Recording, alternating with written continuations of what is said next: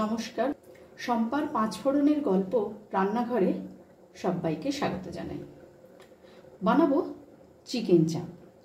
Chicken চাপ বানাবার জন্য আমি এখানে এরকম বড় একটা লেগ পিস নিয়েছি, এরকম চারপাশে কাট লাগিয়ে নিয়েছি টক দই, 2 চামচ পোস্ত, 5টা কাজু, কিছুটা চারমগজ, আর দেব আদা রসুন বাটা, 3-4 চামচ ছাতু আর 2 চামচ গুঁড়ো দুধ।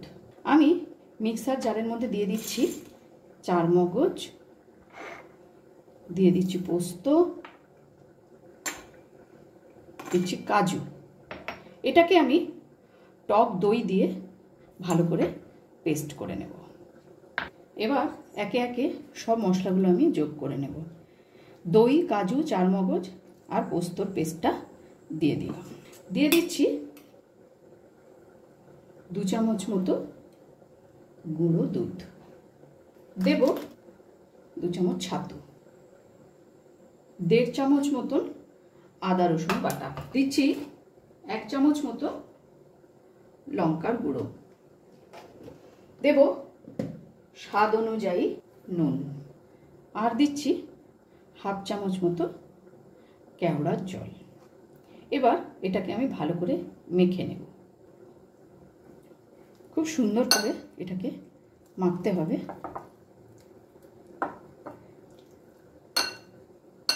যেখানে কাট লাগানো আছে সেই জায়গাগুলোয় ভালো করে মশলাগুলো ঢুকিয়ে দিতে হবে। এই অবস্থায় আমি এটাকে আধ ঘন্টা থেকে 40 মিনিট রেখে দেব। প্রায় 1 ঘন্টা মতো ম্যারিনেশন হয়ে গেছে। এবারে এর মধ্যে আমি দিয়ে দিচ্ছি একটু বিরিয়ানি মশলা ও সামান্য একটু হলুদ। এটা দিয়েও ভালো করে আমি এটা মেখে নেব।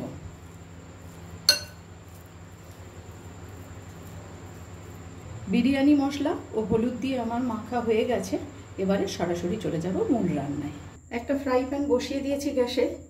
এবারে এর মধ্যে দিয়ে দিচ্ছি কিছুটা পরিমাণ সাদা তেল ও 1 চামচ মতো ঘি। তেল গরম হয়ে গেছে। এবারে তেলের মধ্যে আমি এটা দিয়ে দেব।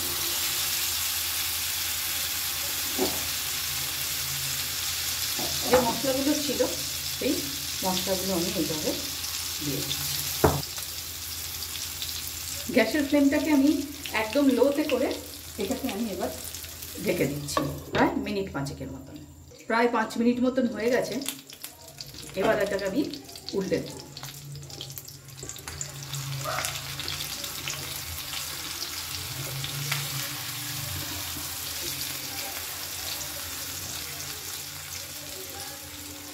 আবারও এটাকে আমি মিনিট 5-7 জন্য ঢেকে দিলাম। 5 মিনিট মতন হয়ে গেছে। এবারে আরেকটু আমি এটা দেখে নেব। চিকেন থেকে অনেকটা জলও বেরিয়েছে। আবার এটাকে আমি উল্টে দেব।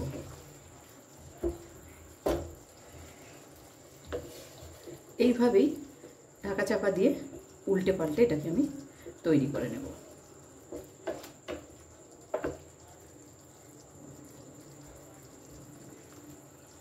আবারও এটাকে আমি ঢাকা দিয়ে দিচ্ছি মিনিট 5 জন্য।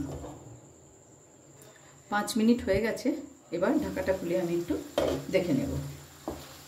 মশলা থেকে তেল ছেড়ে এসেছে এবং মাংস সেদ্ধ হয়ে গেছে। আমার রান্না যদি আপনাদের ভালো লেগে থাকে অবশ্যই ফলো ও লাইক করে আমার পাশে থাকবেন। আর যারা ইউটিউব থেকে চ্যানেলটি দেখছেন তাদের কাছে অনুরোধ রইল চ্যানেলটি সাবস্ক্রাইব করে পাশে থাকা বেল আইকনটি অবশ্যই প্রেস করবেন, যাতে আমি কোনো নতুন রেসিপি দিলে আপনাদের কাছে নোটিফিকেশন পৌঁছে যায়। এবার এটাকে আমি 5 মিনিট স্ট্যান্ডিং টাইমে রেখে সার্ভ করব। আজ আমি আপনাদের সাথে শেয়ার করলাম অপূর্ব স্বাদের চিকেন চাপের রেসিপি। ভিডিওটি আপনাদের কেমন লাগলো অবশ্যই কমেন্টস করে জানাবেন। আজ তাহলে এই পর্যন্তই। দেখা হচ্ছে সামনের ভিডিওতে অন্য কোনো রেসিপির সাথে। ভালো থাকবেন, সুস্থ থাকবেন।